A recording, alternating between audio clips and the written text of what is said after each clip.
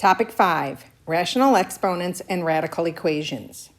The first lesson in Topic 5 involves rational exponents.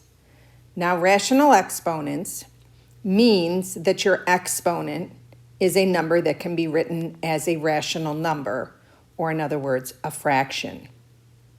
Rational exponents can also be written with radicals.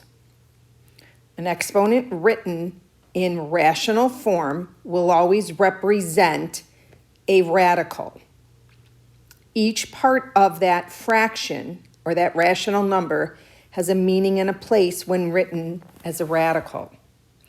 So as we look at the diagram here, we see x written to the 1/3, fraction rational exponent.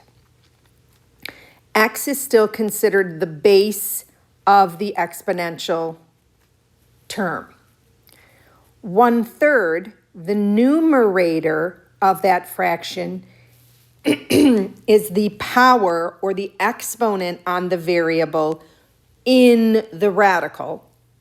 The denominator is the root of the radical. For now, we've only learned about radicals that are square roots. But now we're going to talk about cube roots, fourth roots, fifth roots. So you can see where that 3 is tucked into that radical. That indicates that it is not a square root.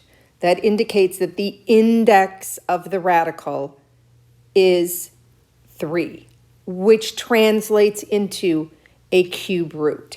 X, that number inside the radical, it's called the radicand. It's also called the base of the exponent when you're writing it in exponential notation. All right, so the first one that I want you to look at is, and I put stars by it, is x to the 1/2. When written as a radical, that is the square root of x. So we've been working with square roots for a very long time now, but we've always worked with them in radical notation. When you rewrite them to exponential notation, that indicates a rational exponent of 1/2 or a fraction of 1/2. X to the 2/3. Now I want you to look at the two ways that it can be written. The power on x, that 2, can be placed inside the radicand or outside the radicand. Either one. It will always lead to the same result. So I want you to notice that you can write it two different ways, both acceptable. Same thing with x to the 3/4. Notice 4 is the index of the radical, fourth root of x cubed or fourth root of x cubed. Both acceptable notations. So here's the general form, a to the m over n. N is the index. M is the power. This is converting or rewriting. The only thing that's different about the last entry in the chart is reminding you that when you have a negative exponent, you must rewrite it as 1 over the positive exponent. Or if it's already in the denominator and it's negative, then it moves up to the numerator. All right, so let's practice some rewriting here. So how would you write 9 to the 3/2 in radical notation?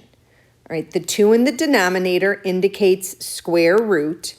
The 9 is your base. You can put the 3 inside, or square root of 9, you can put the 3 on the outside. Now, when you are working with expressions and you cannot use a calculator, there is a preferred way to do this. And the phrase that I want you to remember is root, then raise. Root, then raise. So if you root 9, you get 3. 3 cubed is 27. You can actually do that without a calculator.